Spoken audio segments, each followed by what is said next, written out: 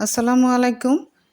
কুরবানির মাংস খেতে, খেতে যখন একঘেয়ে লাগে, তখন এরকম শুটকির ভুনা বা শুটকির তরকারি কিন্তু খেতে অনেক বেশি ভালো লাগে। তো আমি আজকে শুটকিটাকে ভুনা করেছিলাম। তো সেটা আপনাদের সাথে একটু শেয়ার করছি। এখানে আমি একদম গরম পানি, টাটকা গরম পানি দিয়ে শুটকিগুলো একটু ধুয়ে নিচ্ছি খুব ভালো করে। ১ম এ কিন্তু আমি ভিজিয়ে রেখেছিলাম ৫-৭ মিনিটের মতো। তারপর এগুলোকে ভিজিয়ে তারপরে আমি ধুয়ে নিয়েছি খুব পরিষ্কার করে ৪-৫ বারের মতো কষলে। এরপর এগুলোকে পিস করে টুকরো করে আমি নিয়েছি, দেখতেই পেয়েছেন। তো এখানে আবার চুলার উপরে একটি কড়াই বসিয়ে দিয়েছি। আর মধ্যে দিয়ে দিয়েছি রান্নার তেল। তেলটা গরম হলে আর মধ্যে পেঁয়াজ, রসুন কুচি, কাঁচামরিচ ফালি করে দিয়ে দিলাম। তারপর দিয়ে দিলাম রসুন বাটা। এবার এটাকে একটু ভালো করে কষাবো ২-১ মিনিটের মতো। তারপর দিয়ে দিচ্ছি হলুদের গুঁড়ি, মরিচের গুঁড়ি, একদম সামান্য জিরার গুঁড়ি, ধনিয়ার গুঁড়ি আর একটু সামান্য পানি দিয়ে নিলাম।